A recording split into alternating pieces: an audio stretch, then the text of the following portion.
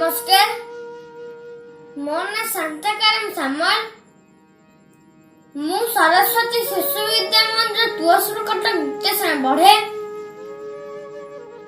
आपण मैंने पूर्व अध्याय शुणी श्रीमद भगवद गीतार किसी श्लोक। आज किसी श्लोक शुणा चाहूँ। गणेश वंदना। ओम वक्रतुंड महाकाय सूर्यकोटि समप्रभा निर्विघ्नं कुरु मे देव सर्वकार्येषु सर्वदा। ओम श्री परमात्मने नमः। श्लोक 83 और 84। दोषे रत्वे कुलज्ञानां वर्णशंकर कारक्वे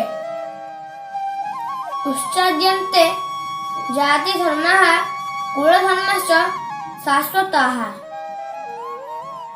उच्चान्न कुलधर्माणां मनुष्याणां जनार्दन नरकोऽन्यत्यं वासो भवतीत्यनु शुश्रुमः। एही श्लोकर अर्थ है एही वर्णशंकर उत्पत्ति कारक दोष गुड़िक जोगु कुलघाती मानकर शब्द कालरू चली आसुथिबा कुलधर्म और जाति धर्म नष्ट हो जाए। हे जनार्दन, जो मानकर कुलधर्म नष्ट हो जाए से मनुष्य मानकर बहुकाल पर्यंत नरकवास हुए बोली आम शुणी आसु। श्लोक 45 और 46। आहो बड़ महत्पापं कर्तु व्यवसिता वयम् जद्राज्य सुखलोभेन हन्तुं स्वजन मुद्यताः। यदि माम पतिकारसमस्त्रं शस्त्र प्राणयं धर्तराष्ट्र रणे हन्तुस्तम्ने खेरतरं भवेत्। एही श्लोकर अर्थ है बड़ आश्चर्य और दुखर कथा जे आम्भे माने घोर पाप करने को निश्चय करि नेछु। राज्य और सुख लोभरे निजर स्वजन माननकु मारिया पाई प्रस्तुत हो जाइछु। जदि हातरे हस्तशस्त्र धरिबाकु एही धृतराष्ट्रଙ୍କ पक्षर लोके रणप्रांगणरे प्रतिकार रहित और शस्त्र विहीन मते मारि दियंती तथापि ताहा मो पाई अति हितकर हेबो।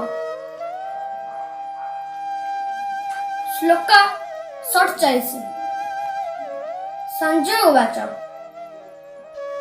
एवं त्यार्जुनः संख्यरथ हस्त उपाविशत् विजृष्य ससर चापं शोकसं विघ्नमानसः। एही श्लोकर अर्थ है संजय कहले एपरि कही शोकाकुल मने अर्जुन धनुर्बाण त्याग करी युद्धभूमि रे रथर मध्यभाग बसी पड़े। ओम तत्सदिति श्रीमद्भगवद्गीता उपनिषत्सु ब्रह्म विद्यायां योगशास्त्रे श्रीकृष्ण अर्जुन संवाद अर्जुन विषाद योगो नाम प्रथम अध्याय। नमस्कार। मो भिडियोटी आपण मानक जदि भल लागिबो लाइक शेयर सब्सक्राइब करिया जमा भूलिए नहीं। मोर जदि भूल जाइबो मते क्षमा करबे। जय जगन्नाथ।